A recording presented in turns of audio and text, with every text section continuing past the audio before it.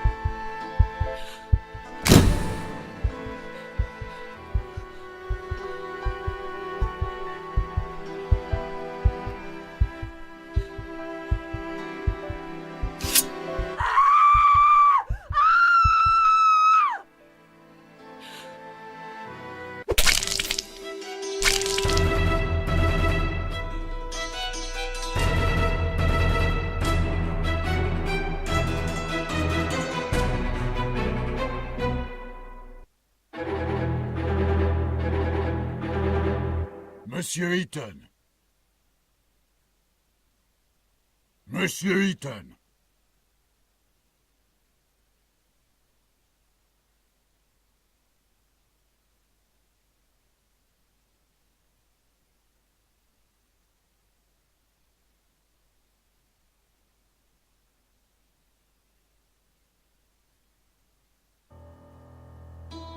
Monsieur Ethon, I'm talking to you.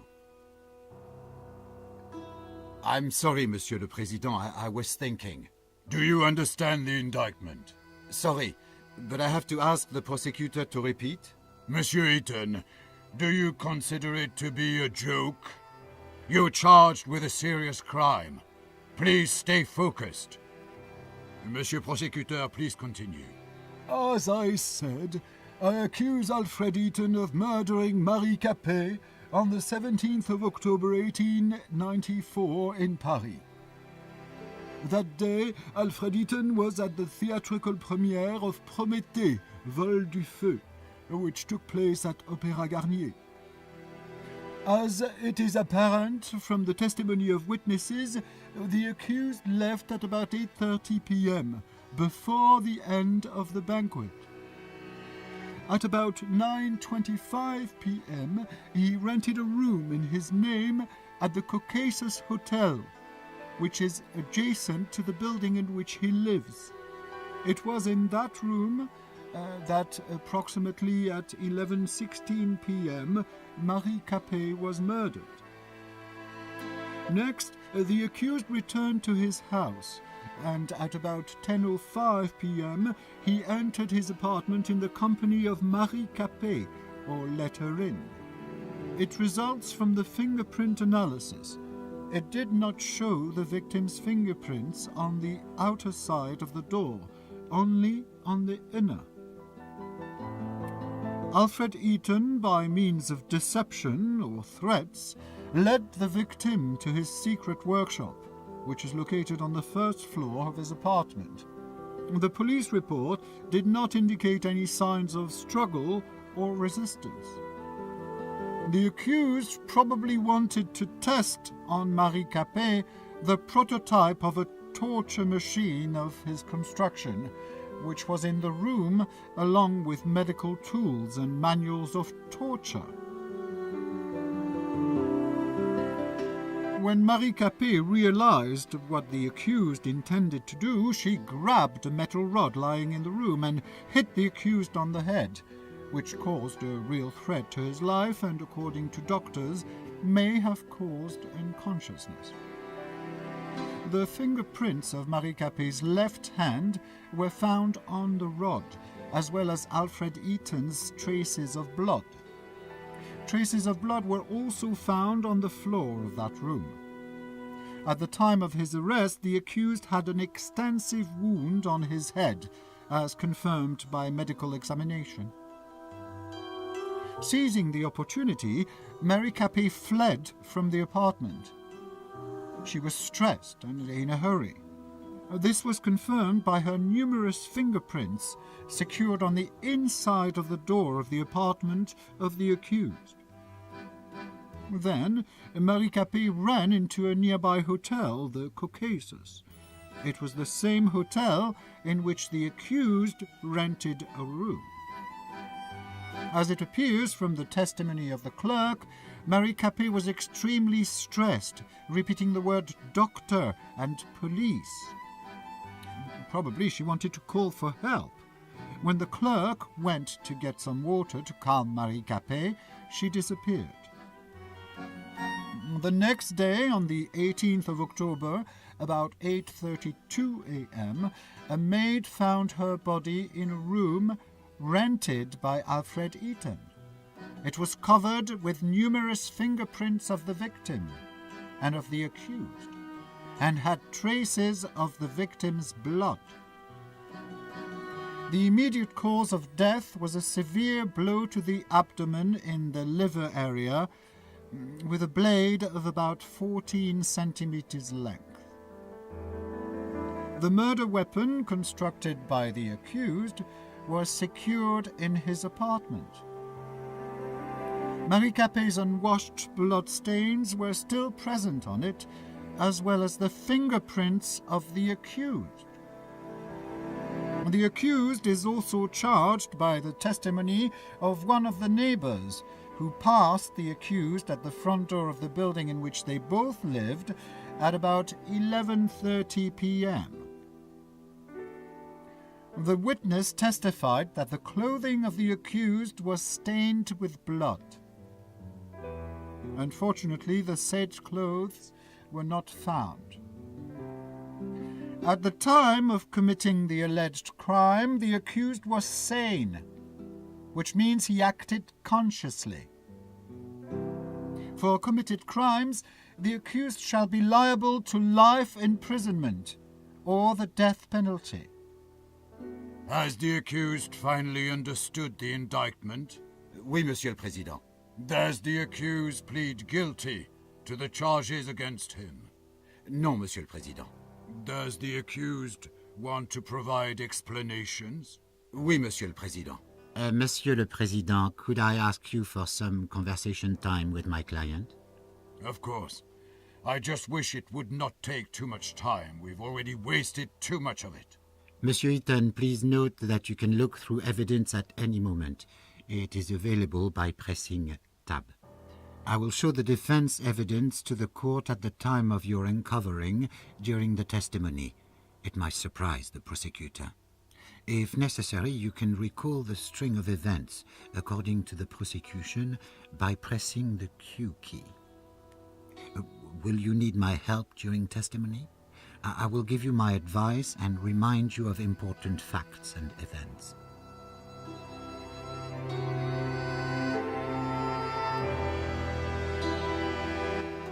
We are ready, Monsieur le Président. Then let's get started.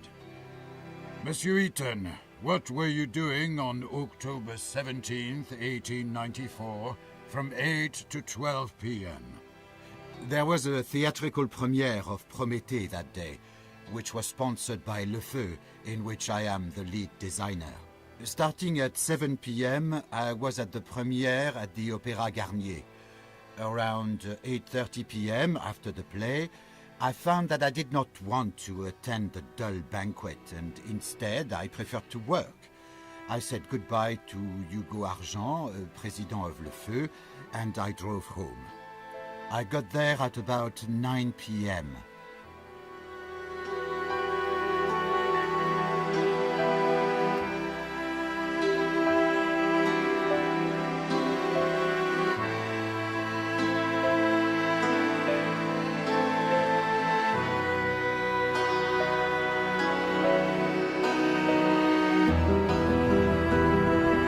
For a moment, I admired the charming streets of Montmartre. I decided to go for an evening walk.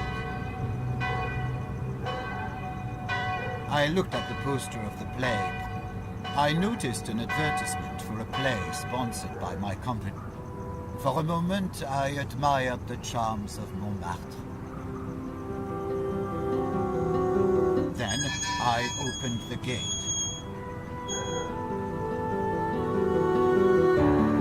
I entered the nearby hotel, Caucasus.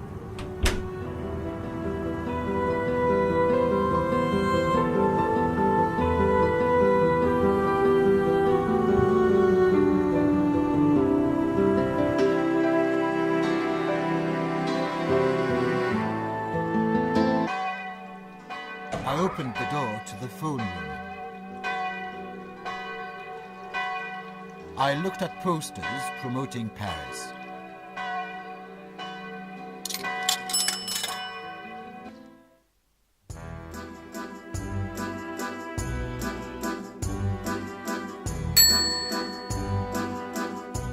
Then I bought something from the vending machine. Next, I wanted to open the door to the restaurant, but it was closed because of the late hour.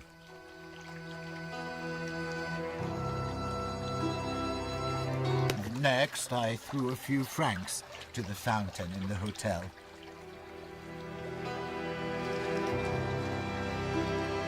I wanted to rent a room in a hotel, but the clerk said that a room had already been rented in my name. He said it's on the top floor and gave me a spare key. I must add that the conversation with this man was not held at about 9:25 p.m., as according to his testimony, but at a different time. Monsieur Ethon, do you claim that you did not rent that room? Oui, Monsieur le Président, but I knew it could not be a coincidence. The name Ethon is not that common. So you tried to learn more from the clerk? Yes, however, he hid behind his professional secrecy. I knew he wouldn't tell me a thing. I do not understand one more thing. You live next to the hotel, so why did you want to rent a room there? Sometimes I meet up with some girls of the Moulin Rouge, and due to my reputation, I prefer not to do it in my apartment. Did you meet Marie Capet face to face? No, Monsieur le Président, never. I understand. Please continue.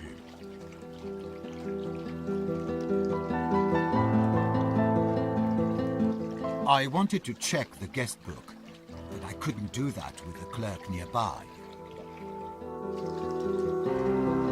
Then I opened the elevator grate. I took the elevator to the second floor.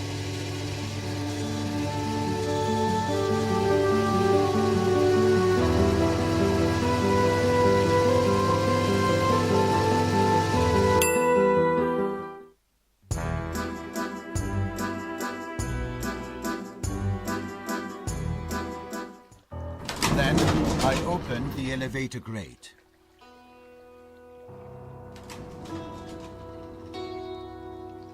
For a moment, I admired the images showing the beauty of Paris. I examined the historic tableware.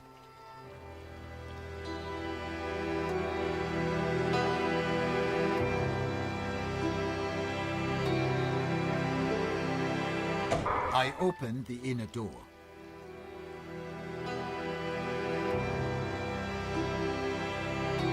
Then I looked at the paintings à la early Monet. I tried to open the door to the hotel room, but it was closed. Why did you want to open that door? I'm ashamed to admit, but I forgot which room I had rented. I understand. Please continue your testimony.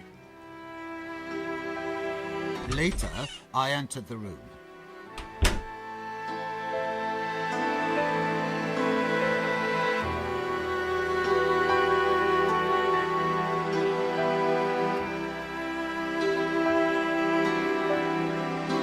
I drank some decent champagne.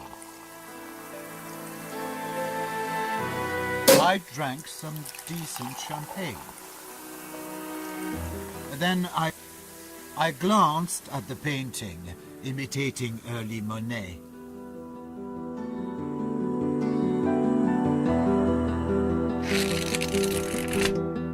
Then I read cultural announcements.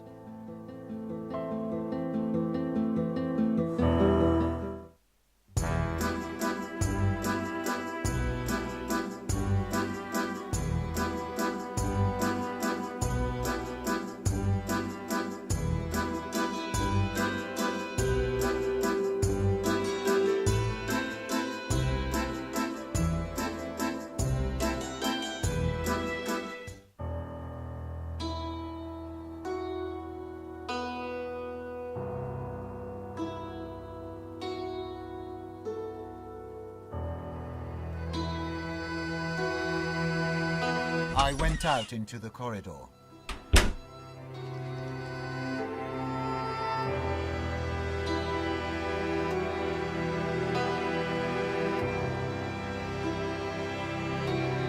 I opened the inner door. I called the elevator. Then I opened the elevator grate. Then I took the elevator.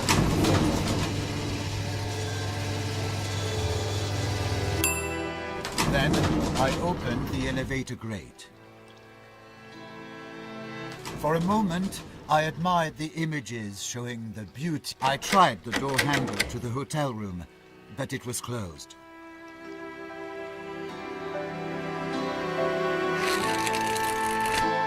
Then I read cultural announcements. I tried to open the door to the hotel room, but it was closed. I opened the elevator grate. I took the elevator to the ground floor.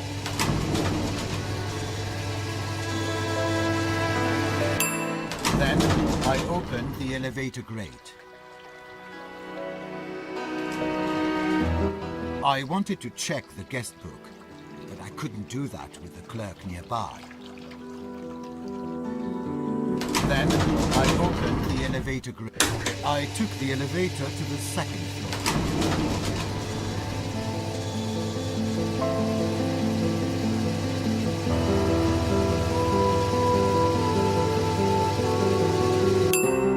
Then I opened the elevator grate.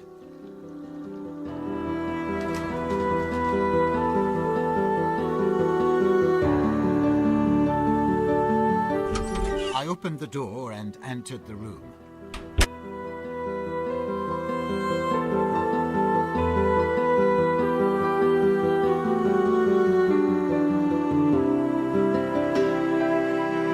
There was a suitcase in the room filled with francs. I picked it up and took it with me. Monsieur Ethon, why did you take the suitcase with you? Monsieur le Président, there was a suitcase filled with money in the room, rented in my name. I did not see any reason not to take it. Well, please continue your testimony.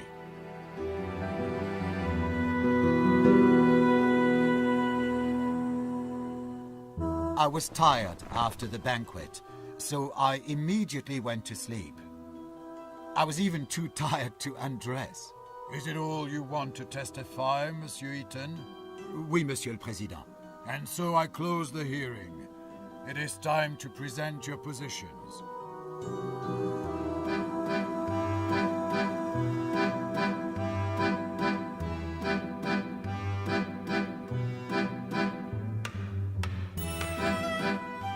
Monsieur le Président, the accused tried to trick himself off the responsibility. He used cunning rhetoric, trying to hide more and more of his new lies. However, in view of the evidence presented by the prosecutor, I have no doubt that Alfred Ethon, defendant who appeared today before the court, murdered Marie Capet in cold blood.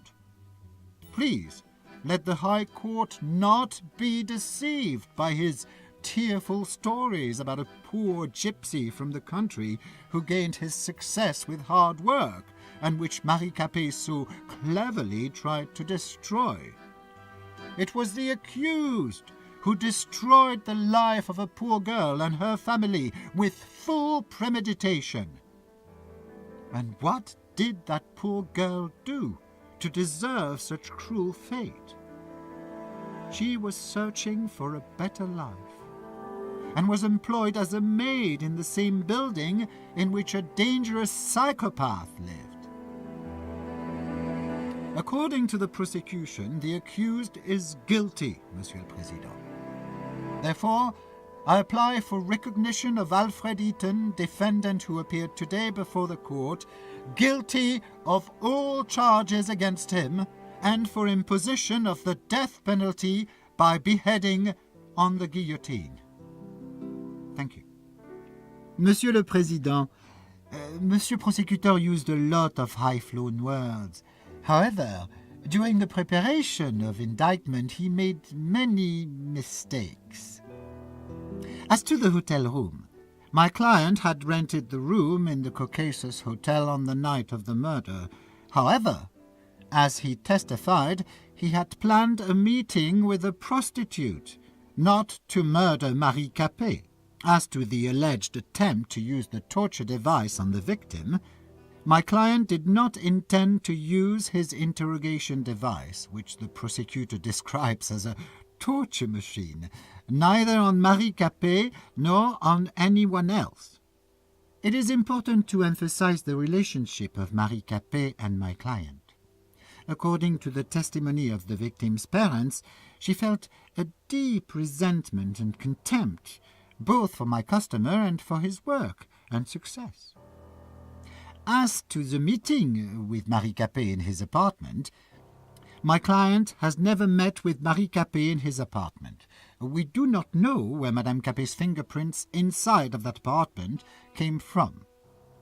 As for Alfred Ethon's weapon, please note, Monsieur le Président, that my client testified that he had not had the murder weapon on himself. The knife was in his secret workshop all that time. Everyone could have stolen it and then dropped it off. As for the murder, as my client testified, he did not kill Marie Capet. So, who did? As for the testimony of the neighbor who saw Alfred Ethon entering the building covered in blood, according to my client's testimony, that meeting had never taken place. So the witness made a false testimony. Taking into account the evidence from the neighbor's opinions, the witness might have had a motive, an aversion towards my client, and racial prejudice. Thank you, Monsieur le Président.